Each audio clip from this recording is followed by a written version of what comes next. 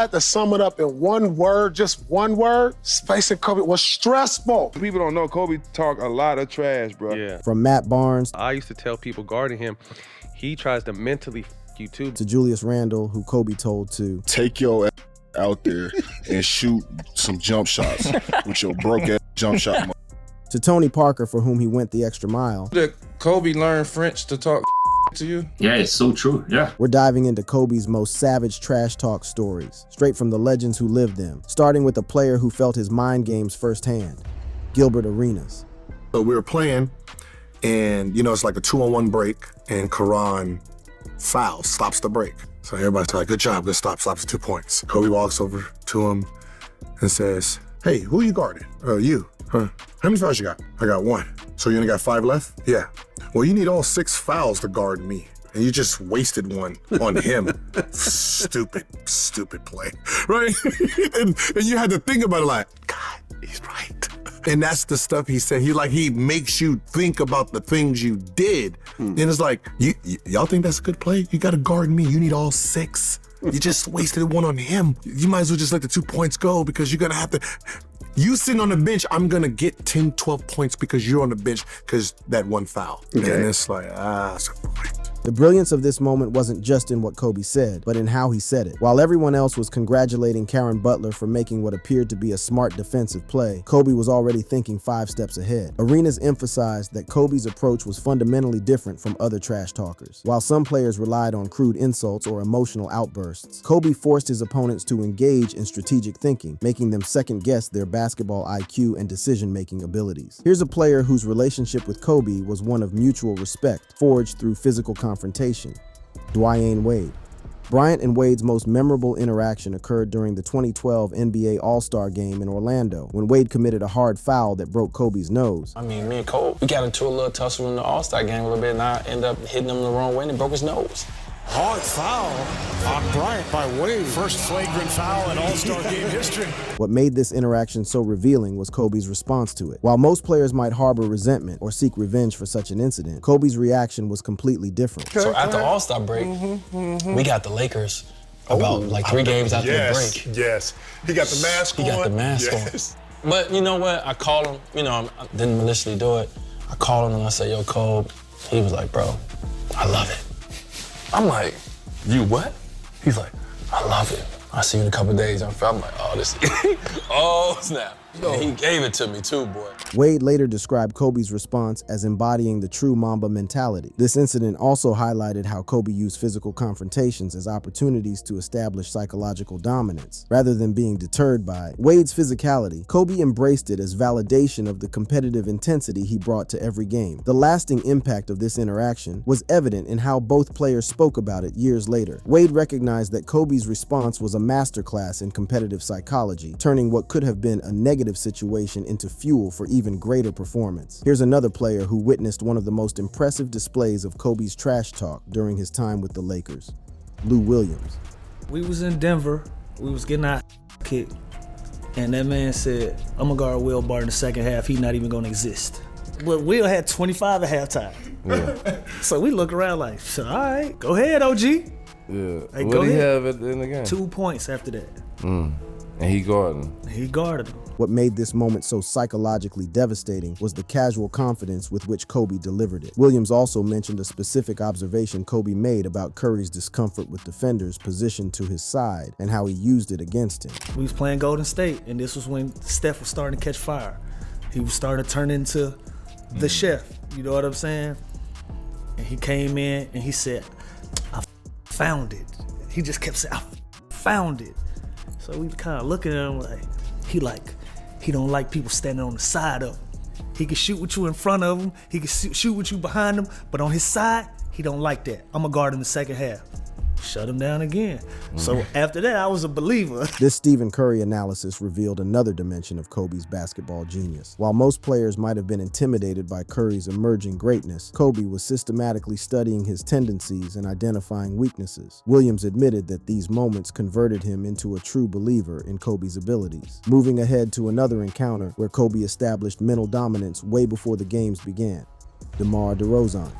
His encounter with Kobe Bryant became one of the most psychologically revealing stories. The story began with advice from Vince Carter, who warned DeRozan not to wear Kobe's signature shoes when playing against him. So my whole career, I always wore Kobe's. And I remember it was a time I played against Vince Carter earlier in my career. And he was like, man, you wear those when you play versus Kobe? I was like, and I ain't wearing them next time I play Kobe. Yeah. Just, you know what I mean? He ain't about to have no mental edge on me. So I remember wearing some Jordan 10s. We walked out on the court. He looked at me and said, the you got on your feet? Yeah. He just shook his head at me. End up killing him. Right? Story, you can look this up. You can look it up. You can look it up, bro. He ended up tearing our up. I remember he had the game-winning shot, but before the game-winning shot, I think we just hit a shot, put us up by 1. They called a timeout. He walked past and said, you know y'all left me too much time, right? Came out, hit the game-winning shot. Swear to God, hit the game-winning shot. Walking off the court, he said, yeah, don't wear them ever again. I've never put on a pair of Jordans again. The psychological warfare began before the game even started. What made this interaction particularly devastating was how Kobe backed it up with dominant performance. The lasting impact of this encounter was profound. DeRozan never wore Jordan shoes in an NBA game again. Up next is an example of how Kobe can flip a game with just a few carefully chosen words. Iman Shumpert. I guarded Kobe in the Garden, which I can't remember how much he had, but I knew I had multiple steals against him to where in the game, in my head, all I'm thinking of is when I have this conversation with my brother after the game, how I'm gonna tell him how I stole a ball from Kobe, how I stripped Kobe before he was gonna take a shot, how I drove by Kobe and got a dunk. Like, I'm thinking about all these things in my head. I'm like so geeked. The fourth quarter start. The psychological brilliance of this moment lay in its timing and delivery. Shumpert was already mentally preparing the stories he would tell about his success against Kobe Bryant. If only he knew. Fourth quarter starts. And Kobe said, you had a great game. My God. Said, yo, you had a great game, young fella.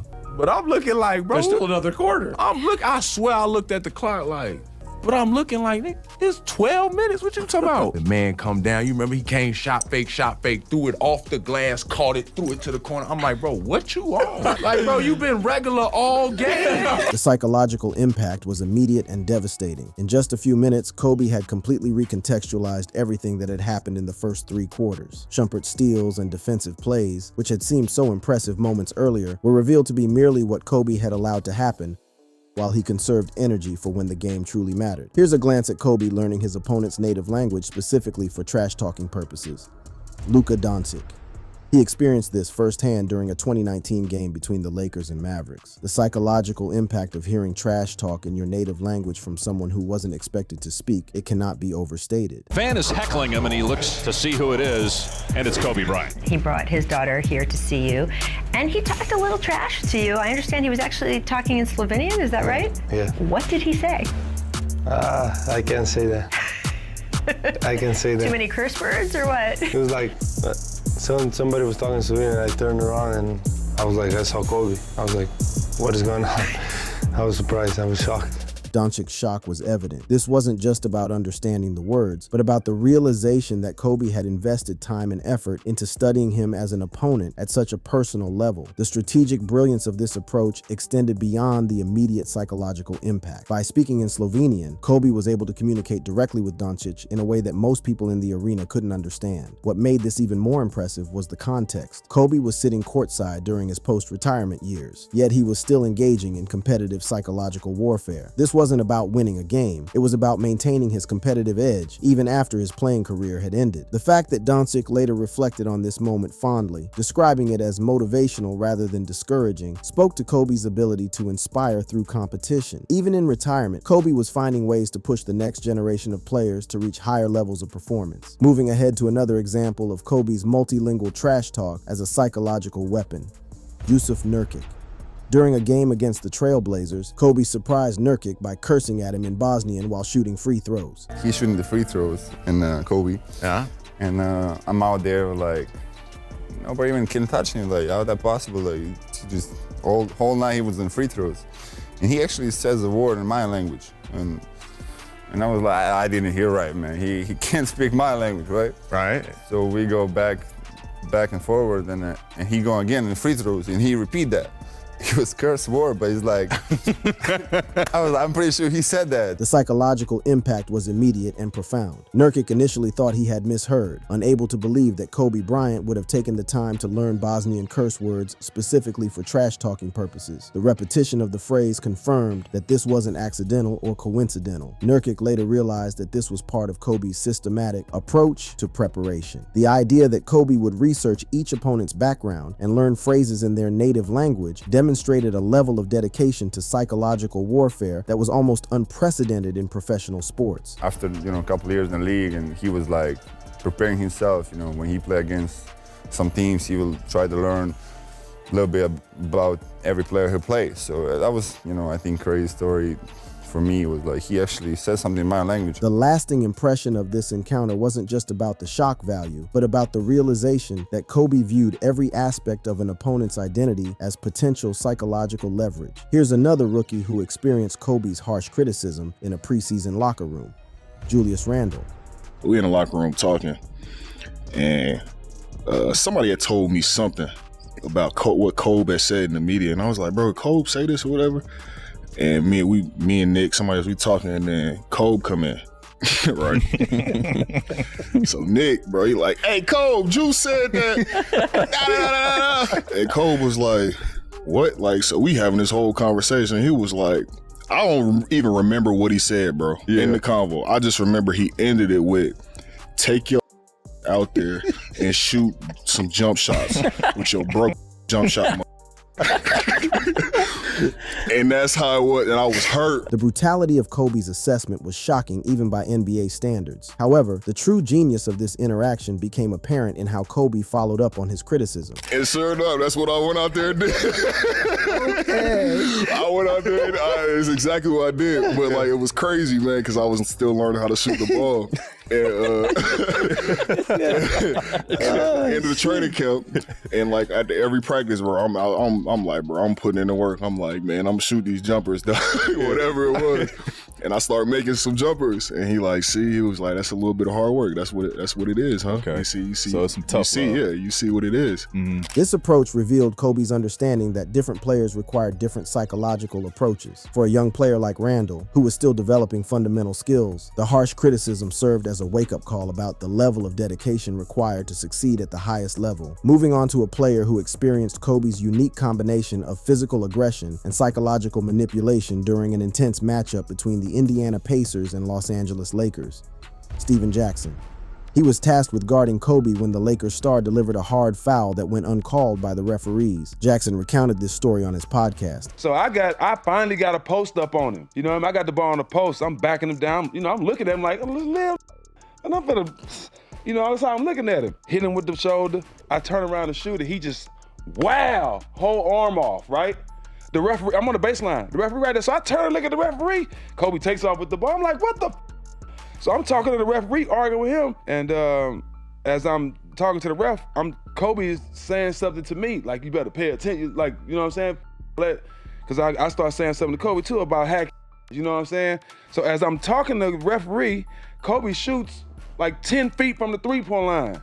Net, and gives me a little smirk, like look at me, and then the referee look at me like. Jackson also emphasized how Kobe's combination of physical play and verbal intimidation made him a uniquely difficult opponent. Kobe talk a lot of trash, bro. Yeah. It might not be curse words, it might be nothing like that, but it's just what he gonna do to you. And he'll tell you before he do it. Kobe embraced aggressive defense as validation of the respect his opponents had for his abilities, then used that respect as fuel for even greater performance. Up next is a player who became part of one of the most iconic moments in NBA psychological warfare history, Matt Barnes.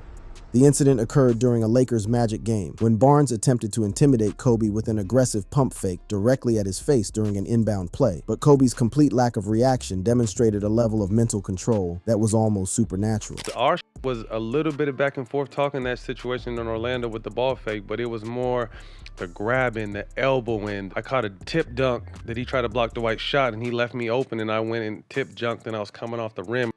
Tried to elbow me on my. So it just came to a point, like you said, where he fouled you right in front of the refs, and the refs act like Ray Charles at the time, like, no, you Saw that. Exactly. Right? Barnes's failed intimidation attempt ultimately led to Barnes respecting Kobe enough to join the Lakers later in his career. I used to tell people guarding him, he tries to mentally you too, because physically, there's not much you could do with him, but he tries to get that mental battle too, whether it's talking, elbowing you, getting grabbing you, the pump faking you 18 times, and then you jump and he barely slides against you and the ref calls a foul. So it was a battle, just like I said, but that was my favorite. Whenever I played, I was just like, hell yeah, I get to play Kobe tonight. The lasting legacy of this encounter was how it demonstrated that psychological intimidation simply didn't work against Kobe. Moving on to one of Kobe's most memorable displays of clutch time trash talk, Caron Butler.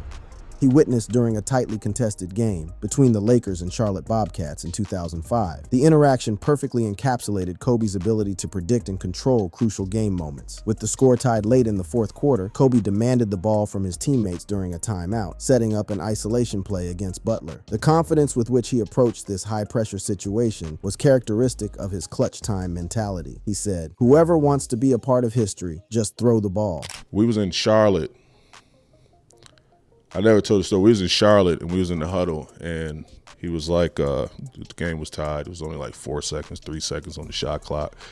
And, Rudy T is like drawing up all type on the board, and he swiped it off again. And Kobe said, "That, just give me the ball right here." And he was like, "Whoever want to take the ball, I'm going to be part of history." And Lamar was like, "I want to be part of I'll history." go grab the ball. All right, give me the ball. He threw that shit in, man. Kobe hit the shot, bloused his game. It was just like, I looked at him. He was just like winked his eye in the moment, like, yo, just whoever want to be a part of history, just throw the ball in. It's over. Kobe's got it near midcourt. 5 seconds remaining. Working off the dribble. Pump fake. Lakers score with Kobe again. 0.9 seconds remaining. But that was him. Like, Right. that was just who he was. And OG was different, man. He was different. The psychological aspect of this interaction wasn't just about the successful shot, but about Kobe's complete control over the game's most crucial moment. His ability to predict, execute, and then celebrate with perfectly timed trash talk demonstrated a level of clutch time mastery that few players in NBA history could match. Here's another player who witnessed one of Kobe's most impressive displays of analytical trash talk, Carmelo Anthony. He shared an explosive untold story about Kobe Bryant's intense animosity toward J.J. Redick during the 2008 Team USA Olympic preparations. The story transports us back to the summer of 2008, when Team USA was meticulously preparing for the Beijing Olympics under the watchful eye of legendary coach Mike Krzyzewski. Redick, then a recent NBA rookie drafted in 2006, was invited to the tryouts as a sharpshooter to help simulate international opponents' styles. Anthony's account reveals how Coach K's constant praise of Redick's abilities during sessions irritated Bryant, a veteran superstar already with 3 NBA championships and 12 seasons of experience. The moral of the story is Kobe took it personal against J.J. Redick in practice because he got tired of Coach K kept talking about J.J. Redick, right? Kobe took it very, very personal to the point where he was running through screens in practice. He was denying J.J. the ball. He was fouling out J.J. I'm like, damn, why are you treating a young boy like that?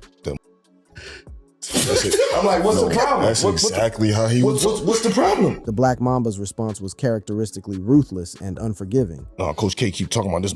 Like he come up here to do something. I'm gonna show you today. This motherfucker let JJ Redick score, bro. Yo, that's crazy.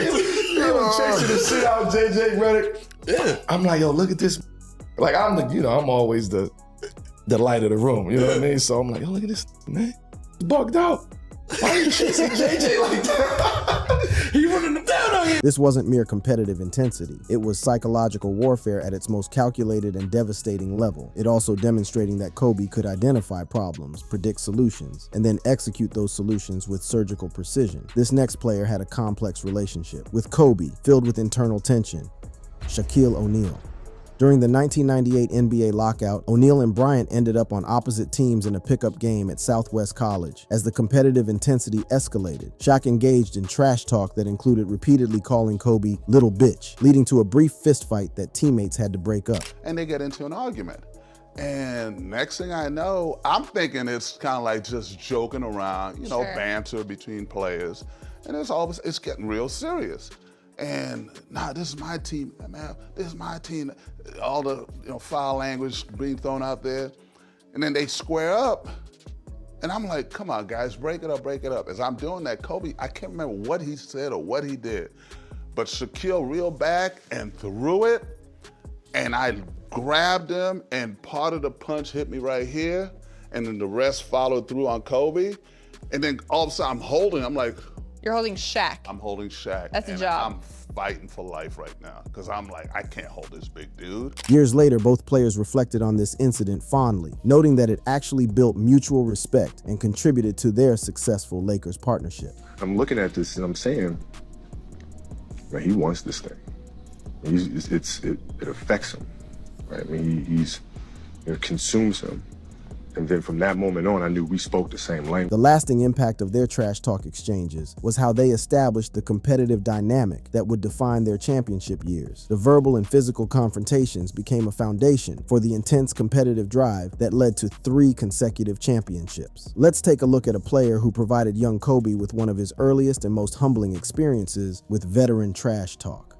Nick Van Exel. The moment occurred during a timeout when 18-year-old Kobe demanded the ball despite having airballed multiple crucial shots. For Kobe Bryant, the young rookie straight from high school. 8 seconds left. Bryant guarded by Russell. 5 seconds left. 4. Bryant drives, pull up. Shot on the way. No good. Carvalho rebounds. We go to overtime. Exel fake stock away. Cross court left. Open Kobe Bryant for 3. Another air ball. He shoots back-to-back air ball. Jazz basketball. Bryant faking, driving to the hoop, crashes in the tag, banks it in, no foul. Kobe Bryant, yo-yo. Bryant Exel backs it out, straight away to Kobe Bryant. Bryant for 3, it's short again, air ball, air ball. Van Exel's confrontational response, telling Kobe to sit your ass down, was a veteran's attempt to restore sanity to a desperate situation. The psychological dynamics of this interaction were fascinating because it represented a clash between youthful confidence and veteran pragmatism. Van Exel later reflected on this as a humbling moment for Kobe that served as important early career motivation. The playoff elimination that followed became a defining moment in Kobe's development, teaching him valuable lessons about preparation and execution under pressure. The lasting impact was how this early experience with veteran trash talk and pressure shaped Kobe's approach to clutch situations throughout his career. Van Exel also shared stories of challenging Kobe in practice, providing valuable early lessons about the mental toughness required for NBA success. This early encounter with authoritative criticism taught Kobe valuable lessons about earning respect through performance rather than demanding it through attitude. The airball game became a foundational experience that motivated Kobe's legendary work ethic and his determination to never again be unprepared for crucial moments. This next entry shows a player who used a strategy of false humility that was designed to avoid provoking the Black Mamba's competitive fire. Shane Battier.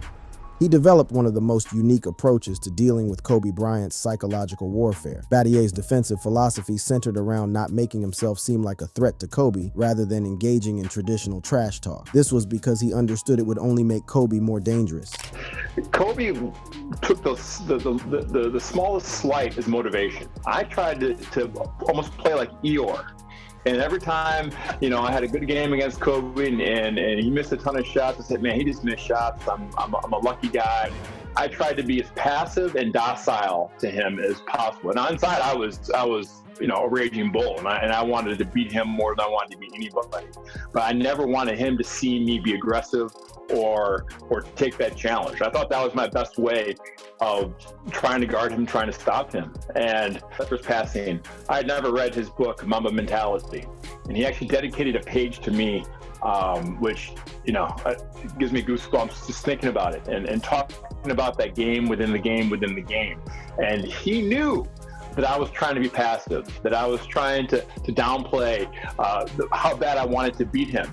And it makes that story even better. That he knew that I knew that he knew. And I knew that he knew that I knew. The mental gymnastics that we played, the game of cat and mouse. This strategic approach stemmed from Battier's respect for Kobe's competitive nature and his understanding that provocation would likely backfire. Moving on to a player who experienced Kobe's dedication to multilingual psychological warfare, Tony Parker. Kobe's commitment to learning French curse. Words and phrases specifically for trash talking, Parker demonstrated his meticulous preparation for psychological combat. Is it true that Kobe learned French to talk to you? Yeah, it's so true. Yeah. Me and Kobe, we were good friends, and and every time he'll come with different words and try to talk trash to me, and every time I was like, how can you find that time to learn all of this? I was like, just to come mess with you. Yeah, exactly. Because they always start with Derek Fisher, in the first half, but then second half they always put Kobe on me, and so that's why Kobe always took the challenge, and it was funny, Kobe was always ready. Always. The strategic brilliance of this approach extended beyond simple intimidation. By communicating in Parker's native language, Kobe was creating a more intimate and personal form of psychological pressure that most opponents couldn't replicate. Parker recalled how Kobe would approach him mid-game with new French insults each time they played, demonstrating ongoing preparation and dedication to this psychological strategy. Although Parker noted that the strategy didn't ultimately affect his performance, he appreciated Kobe's commitment to the psychological aspects of competition. The lasting impact was how this multilingual approach exemplified Kobe's meticulous preparation for every aspect of competition. It demonstrated that he viewed psychological warfare as seriously as any other skill, worthy of extensive study and practice. The ongoing evolution of Kobe's French vocabulary demonstrated how psychological preparation was a continuous process rather than a one-time effort. This multilingual approach became part of Kobe's legendary attention to detail and his commitment to excellence. For this next player, he experienced both the physical and psychological aspects of Kobe's competitive nature during a heated exchange in a game. Mike Miller. The incident began when Miller smacked Kobe in the face during a game. Kobe's retaliation came in the form of an elbow in Miller's throat. Miller later joked about the incident, noting that his esophagus didn't miss Kobe. One of the dudes from the Lakers fouled me, my arm slung back and hit him in the eye. Yeah. And it split his stitches open, and he was hot. Like he was all kinds of hot. He was talking about, I was at the free throw line, he's like, man, I'm gonna get you back, bye-bye. But he's a man of his word. Right. First play he got back after getting stitched up, I drove through a no-look pass, he about took my esophagus out. It hurt more than anything I've ever gone through because it was right there on the ad. Like it hurt. It hurt. And I had to bounce up though because I had to act like I was a little bit tough. Yeah. When I was a free agent, I was getting ready to go to Miami. He was one of the first ones to call me to go to LA. Like, that's my dude. He's about the right things, man. He was a grinder, and we all miss him, obviously. Yeah, no. My esophagus just doesn't miss him. The psychological impact wasn't just about the physical exchange, but about Kobe's ability to frame it within a broader context of competitive superiority. The lasting impression was how Kobe could use physical confrontations as platforms for deeper psychological insights. Rather than simply retaliating physically, he used the moment to deliver a broader message about their fundamental differences as competitors. Let's take a look at how Kobe went up against Black Jesus. Michael Jordan. The trash talk exchanges between Michael Jordan and Kobe Bryant represented a fascinating study in generational competitive psychology. During their last dinner together, Jordan attempted to assert his superiority by claiming his 1991 peak would dominate Kobe's best year. He just constantly wants to compete when it comes to everything. All the time. Literally everything. Does he do that with you? Yeah. He does? He tries, yeah. He tries? And what things does he try to compete with you? I don't know. I mean, the last time we had dinner, he was talking about my year in 1991 versus your peak year. I would have kicked your ass. So I said, Mike, come on now, let's enjoy the salad. We both know that's Kobe's confident response, "You know that's not going to happen," represented a remarkable moment of a student surpassing his mentor in psychological confidence. This wasn't just about basketball statistics. It was about Kobe asserting his place in the pantheon of great competitors. The interaction revealed how competitive psychology transcended generational boundaries. Even in retirement, both players maintained the psychological edge that had defined their playing careers, unable to concede superiority even in hypothetical scenarios. The lasting significance was how this exchange demonstrated the evolution of competitive confidence from one generation to the next. Kobe's ability to stand toe-to-toe with Jordan psychologically represented the completion of his development from student to peer in the hierarchy of basketball greatness. The casual nature of their dinner conversation couldn't contain their competitive instincts, demonstrating how elite competitors remain psychologically engaged even in social settings. Kobe's willingness to challenge Jordan directly showed his complete confidence in his own legacy and competitive achievements. For this next NBA player, Kobe flexed his muscles to show him a difference in class. James Harden. His attempts to engage in trash talk with Kobe Bryant provided a masterclass in how the Black Mamba used championship pedigree as the ultimate psychological weapon. During a memorable 2012 matchup between the Lakers and Oklahoma City Thunder, Harden attempted to assert himself verbally against the veteran superstar. All right. Or see you in the playoffs, something. Harden's trash talk included phrases like, "I'm on that. I'll see you in the playoffs," attempting to establish himself as a legitimate threat to Kobe's dominance. Kobe's response was devastating in its simplicity and effectiveness. "I'm a professional shit talker. I got 5 more rings than you." The psychological impact was immediate and comprehensive. Kobe's follow-up line, "We're at 2 different lunch tables, man," perfectly encapsulated the hierarchy that existed between proven champions and rising stars. And who are you guys talking on the baseline? You and James Hart? We just talking a little bit. It's a good, friendly conversation, man. Anything you want to share with us? That conversation was pretty brief. I mean, I was doing all the talking. Maybe one day they'll be able to sit at my lunch table, but right now, we're at 2 different lunch tables, man. So that conversation's pretty brief. This wasn't just about basketball ability. It was about the fundamental difference between potential and achievement. The lasting lesson was how Kobe could use career accomplishments as the ultimate trump card in psychological warfare. Harden later reflected on this moment, acknowledging Kobe's dominance in both play and psychological gamesmanship. The exchange stemmed from their playoff rivalry history, adding layers to their ongoing verbal sparring. This next, player experienced Kobe through different lenses, from rival to teammate. Meta World Peace. The evolution of trash talk between Meta World Peace, formerly Ron Artest, and Kobe Bryant represented a fascinating transformation from fierce rivalry to championship partnership. Before joining the Lakers during a 2006 game, Kobe responded to Artest's pre-game banter by calling him a stand-up comedian while dropping 37 points in a dominant performance. Out of a timeout, he was leaning on him, trying to move him off. All the 3-point shooters coming in for the Rockets. Not that should make a difference. 28 seconds to play. Kobe and Ron still talking. I'm surprised the officials are allowing this. I mean, seriously, they should tell both of them, knock it off. The only thing that matters to Kobe is what's up on the board right now with 28.1 to play. This was what Kobe had to say afterwards. I mean, we had some battles in the past. You know, he's won some, I've won some. But, you know, he's never talked trash to me before. And so, that kind of got me going a little bit. You should know better than that. As teammates, their practice confrontations became legendary, with Kobe declaring, "Y'all can't guard me, I'm the greatest," and Artest responding in kind. These heated practice sessions, while intense, actually fueled their championship chemistry. Artest later admitted these moments made him feel garbage by comparison, but ultimately contributed to their 2010 championship success. You know, and he trusted us, and he made us feel so good. He made us feel so good, and he passed me the ball. He never passed me the ball. And he passed me the ball. Kobe passed me the ball when I shot a 3. This next case takes us deep into the mind games that Kobe played with his opponents. Sebastian Telfair.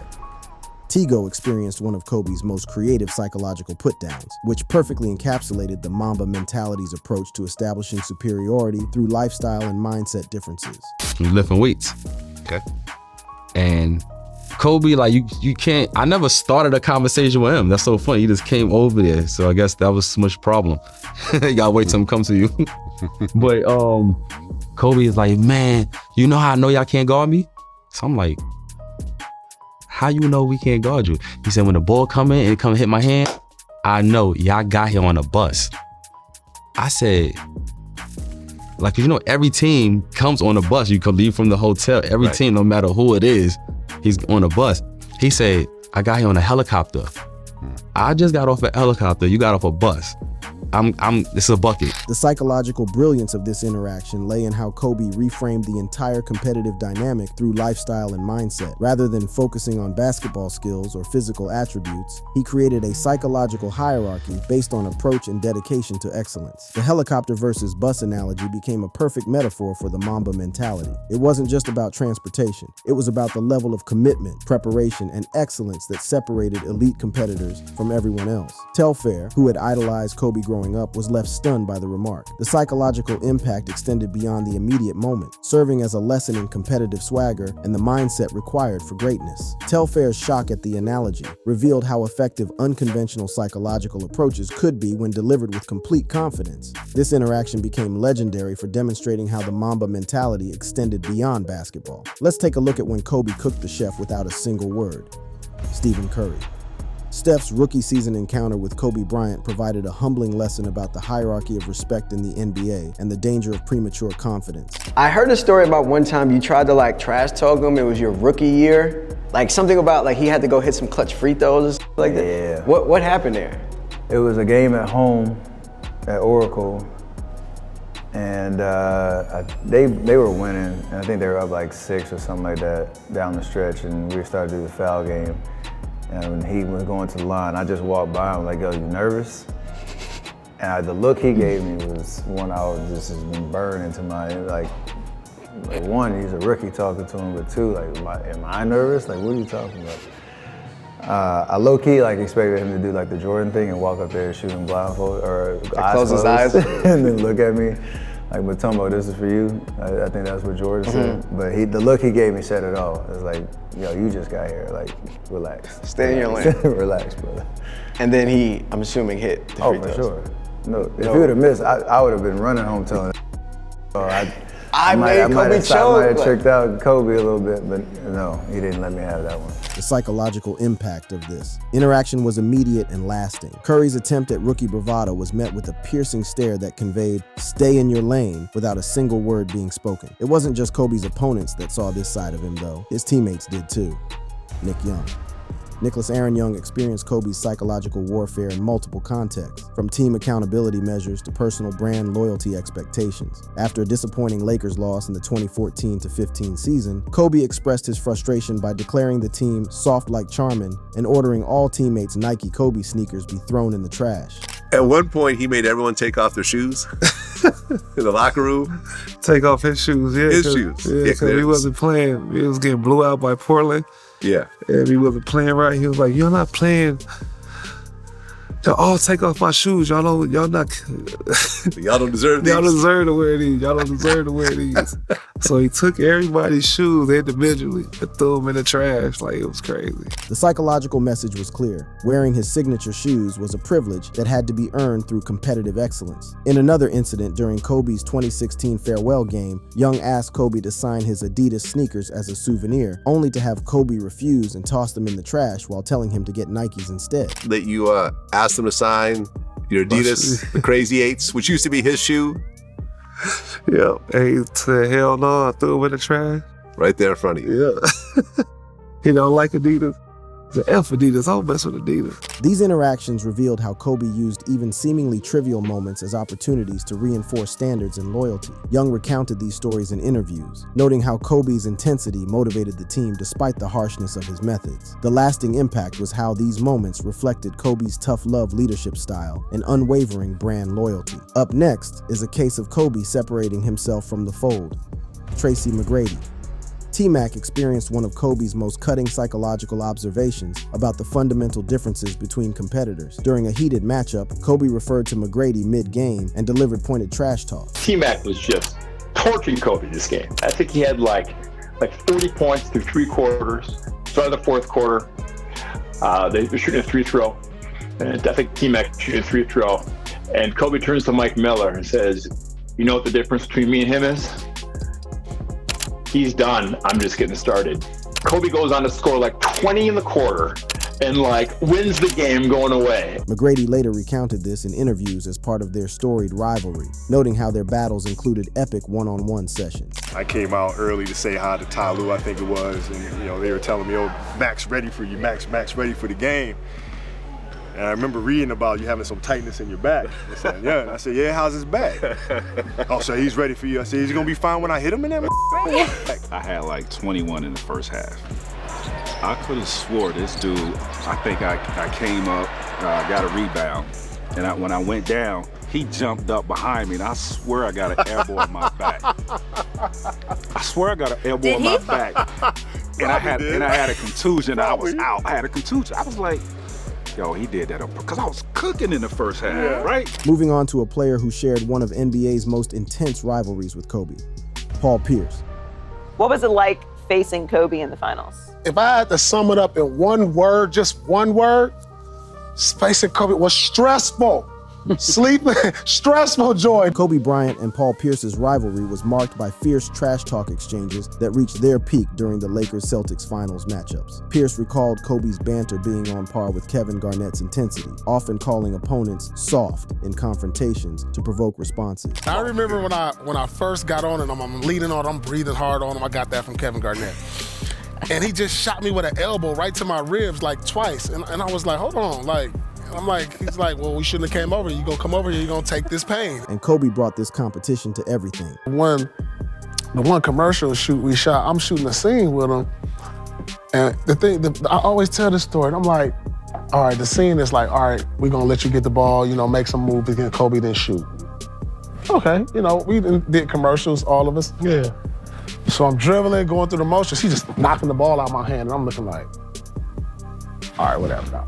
So I do it again. He knock it, and I'm listening like, hold on, he trying to take this serious. So now we in a damn near full, like, you gotta be on some ones. Like, it's a commercial, dog. Kobe's Mamba mentality even got reignited by the notorious KG, Kevin Garnett.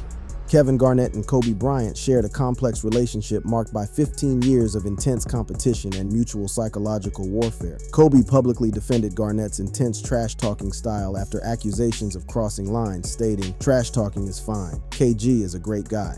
I know KG, and KG loves to test the young guys. He loves to do that, just to see what they're made of. Their rivalry featured heavy banter and competitive intensity, but both players maintained off-court respect. Garnett reciprocated by sharing fond Kobe stories, including regrets about trash talk during the 2008 finals after losing. Kobe's defense of Garnett highlighted his understanding that trash talk was part of competitive psychology rather than personal malice. Their bond as fierce competitors demonstrated how psychological warfare could coexist with genuine respect. Being at heart, he wanted it so bad. And then too, let's just keep it real, man. Kobe saw the shit the same way I saw it. Killed to be killed. He was savage at it. I told Jason Tatum this. I said, man, your favorite player was probably the biggest I've ever met in my life. He didn't get no about it. And when we hit that flow, he knew what it was.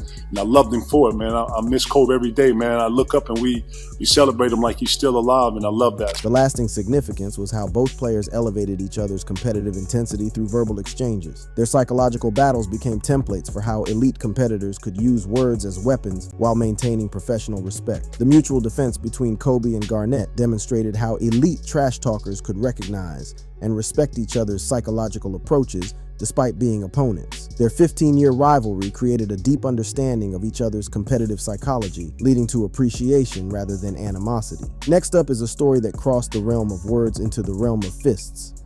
Reggie Miller. In a 2002 game between the Lakers and Indiana Pacers, tensions reached a breaking point when their trash talk turned physical. Miller accused Bryant of stat padding, focusing more on personal numbers than team success, which ignited a heated verbal exchange. As the game ended, the verbal confrontation escalated to physical shoving, with both players throwing punches before tumbling toward the scorer's table. They're winning. Now, the unwritten rule in basketball is when you're up 12, 22 seconds left, what are you supposed to do? Hold the ball. Dribble it out. Right? So here, he's like, if I get this ball, I'm shooting it. I'm like, yeah, I'm sure you are going to shoot it, Kobe, because that's what you do. You're just out here to try to get stats. That's what you telling him? Yeah, that's what I'm telling him right now. I was like, yeah, a little buster. Yeah, go ahead and get your numbers, Kobe. That's what it's all about. So then we start to have words. And I was like, if he comes to me, it's on. And he took one step to me, and I body checked him right here. Yep. Boom! I was like, that's all I wanted. That was almost the first match. That's all I wanted. So then I have him pinned on the scorer's table. Officials and teammates intervened to separate the combatants, but the psychological impact extended beyond the immediate altercation. Miller later recounted the incident, emphasizing that it stemmed from competitive fire and mutual respect as elite players. Despite the fight, Miller emphasized there was no lingering animosity, viewing it as part of the game's intensity. This clash highlighted Kobe's willingness to respond to provocation with both words and actions, solidifying his reputation as a fierce competitor who wouldn't back down from any challenge. This next player was fond of his matchups against Kobe, Dirk Nowitzki. He and Kobe Bryant developed a unique trash-talking relationship over their 18 seasons of competition, characterized by playful yet competitive exchanges that centered around lighthearted jabs and mutual respect. Their banter often involved calling each other a burger to imply one could easily dominate the other. Through the first 3 quarters, but in the fourth and overtime, he's 5 of 7. Nowitzki, not typically known as a trash talker, would respond when provoked, leading to fun back-and-forth exchanges. In 2016, Bryant expressed that he would miss the banter with Nowitzki upon retirement, calling him one of the rare players who could talk trash effectively. Nowitzki reciprocated the respect, labeling Bryant the Michael Jordan of my generation, and appreciating their competitive fun. You like getting that pat on the butt from Kobe after the show? Yeah, I heard him talk some noise during the game sometimes, so that was fun. Mayweather was talking to me from the other side, so I was. They were talking some trash to me, but it was just fun competition down the stretch, and that Randall 3 looked right on line, so we got a little fortune there. He was saying that some of his best memories of you really are just trash talking back and forth. Would you have to say the same thing about him? I'm not really a big trash talker, but once I'm talked to, I'll have some fun and listen. Kobe, like I said, this entire time He's our Michael Jordan for my generation. He's one of the best to ever lace him up, and it's been a pleasure and an honor to compete against him basically almost my entire career. Moving on to a player who had a silent rivalry with Kobe, Tony Allen. With Kobe Bryant, Tony Allen maintained one of the most unique competitive relationships in NBA history, a silent rivalry characterized by intense defensive battles without verbal exchanges. Allen, known as the Grindfather for his tenacious defense, guarded Bryant fiercely in multiple matchups, including the 2010 NBA Finals. It wasn't until Bryant's farewell season in 2016 that they finally spoke, when Bryant approached Allen after a game with heartfelt recognition. Bryant hugged Allen and praised him as his toughest defender, saying, "Bro, I enjoyed all the battles. You were the toughest guy I went against." Because I was like, why do he always do that? And me and Kobe, man, we never talked, bro. We never had one conversation on the court. I ain't never said. Only thing he ever said to me was the last time he played, he grabbed me, hugged me. He was like, "Bro, I enjoyed all the battles, bro. Damn, you the toughest. You the toughest." He told me in my ear, and I'm like, damn. I just couldn't believe. I'm like, this man actually said something to me. I'm talking about my whole 14 years of playing basketball. That was the only conversation I had with him. Get up for it though. Yeah, no, it did. It's ultimate love. And on the flip side of it though, that's what made Kobe a gangster though. That's old school. Yeah. Kobe wasn't making no friends out Ain't there. no fraternizing. No, ain't no fraternizing. I love it. This moment nearly brought Allen to tears as he processed years of silent competition finally being acknowledged. The psychological impact of their silent relationship was profound, demonstrating that respect could be communicated through competitive intensity rather than words. Bryant's final acknowledgement validated Allen's career-long defensive excellence and provided closure to one of basketball's most respectful rivalries. Next up is a cautionary tale of why players tried to avoid trash-talking Kobe, Kenyon Martin. He revealed the unspoken rule among NBA players to avoid trash-talking him because it would only awaken his most dangerous competitive instincts. Martin explained that while trash talk was common throughout the league, nobody ever said to Kobe because he would rip your head off and take it personally. This wisdom came from Martin's painful personal experience, including the 2008 playoff game where his own trash talk led to Bryant dropping 49 points on the Nuggets. The incident began with Kenyon Martin engaging in extensive trash talk against Kobe, claiming, "I ain't scared of you." Kobe remained silent initially, but exploded for 49 points and 10 assists, leading the Lakers to victory. Near the game's end, Kobe delivered one of his most memorable psychological lines to Iverson. We was playing them when I was in Denver, and Kenyon started guarding, and Kenyon was saying to him and he wasn't doing anything. They were going back and forth with each other, and Kenyon was like, you put on your sneakers like I put on mine. You put on your uniform like I put on. I'm scared of you, man. I beat your da-da-da-da, going crazy with him. And I'm sitting there looking like, because he been quiet. This is going to be bad. Man, this man started going crazy. I mean, dunks, threes, mid-range. I mean, killing us. I think he had like 49 or something.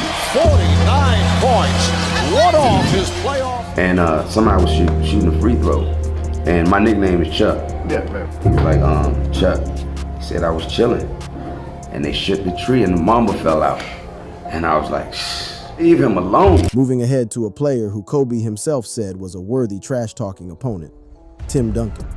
Their trash talk exchanges were rare but memorable, often centered around their championship accomplishments and competitive achievements. During one game, Duncan criticized Kobe's shot selection, prompting Kobe to respond by reminding Duncan of his superior ring count at the time. The exchange showcased Duncan's subtle approach to verbal combat and Kobe's quick ability to establish hierarchical dominance through championship credentials. Their rivalry spanned multiple playoff series, with both players maintaining competitive respect while engaging in strategic psychological warfare. Duncan, typically reserved in his communication style, would respond in measured phrases rather than extended verbal battles. Kobe later reflected on these interactions fondly, highlighting Duncan as one of the few opponents who could engage verbally without escalating to personal animosity. Careful, Kobe, because Duncan's sitting on 4. He's playing well. Say that again? Careful, because Duncan is sitting on 4. He's right on your heels, and he's playing well. You know what? We had a really good discussion about that when we played in San Antonio, man. He was he said something to me about a shot I took or something like that. He said, "Hey, man, Kobe's out here shooting all the balls or something like that." I said, "You know what? I remember that beating you guys a few times in the playoffs." And he said, "Well, yeah, you guys got us a couple times." I said, "You know what? My ring count, I think, is a little higher than yours." Shut him down. I really enjoyed that, man. It was like two old dogs just barking back and forth at each other. It was great. Their mutual respect amid competition demonstrated how elite players could use accomplishments rather than insults as psychological leverage. Next up, the player Kobe bet the keys to Barcelona with if he won the game, Ricky Rubio. His trash talk exchange with Kobe Bryant before the 2012 London Olympics became one of the most charming examples of international competitive banter. Before the Olympics, Rubio playfully predicted that Spain would win gold while the USA would take silver, prompting Kobe's confident response. Kobe's reply was characteristically bold. "I'm taking bets. If I win, I get the keys to Barcelona." Rubio accepted the challenge, saying, "I bet what you want," creating a memorable exchange captured on video. Talking about London? Talking about London? You gonna be there? I'm gonna be there. You don't get Steve Mason, right? Shit. You know that. Hey, I'm taking bets. I'm taking bets. I bet if you want. Hey, I win at the key to Barcelona.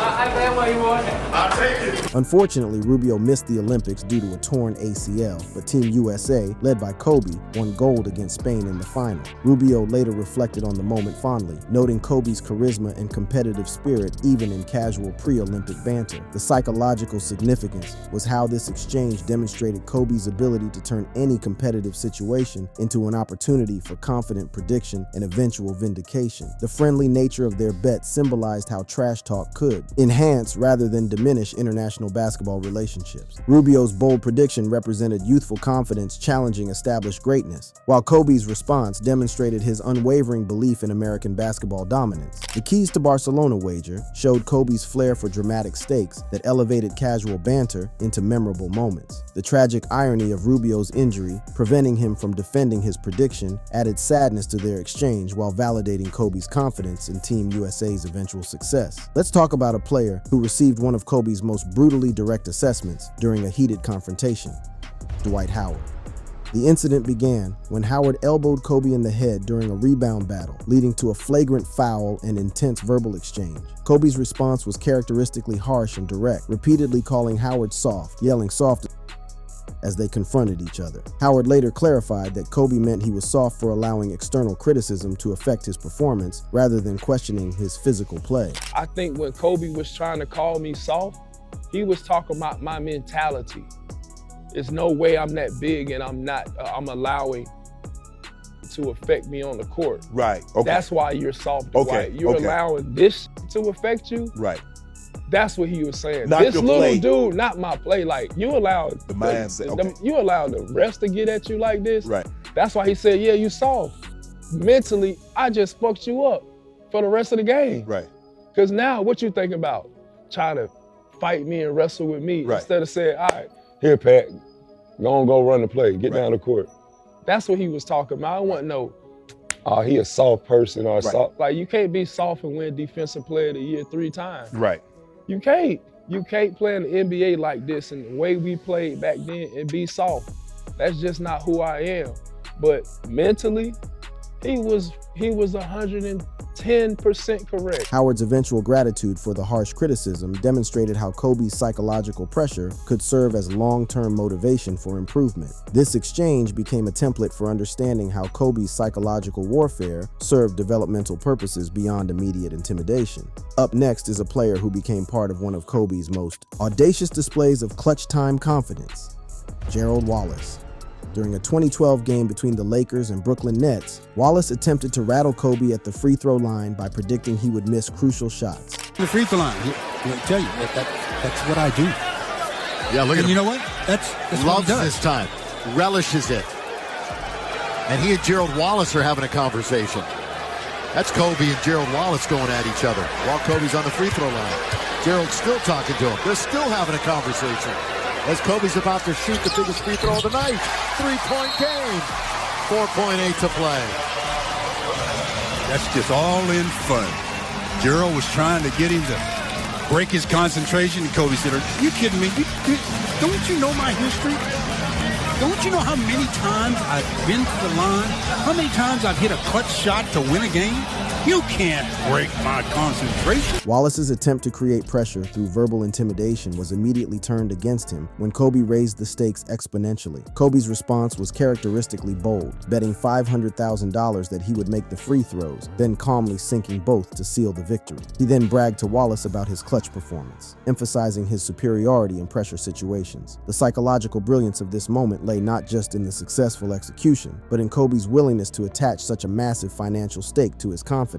Wallace later admitted he wouldn't pay up, adding humor to the exchange while acknowledging Kobe's clutch supremacy. The lasting impact was how this story became legendary for demonstrating Kobe's complete confidence in high-pressure situations. The monetary wager elevated the psychological stakes beyond typical trash talk, creating a moment that perfectly encapsulated the Mamba mentality's approach to clutch performance. This next player shared his experiences with Kobe and why he was scared of him.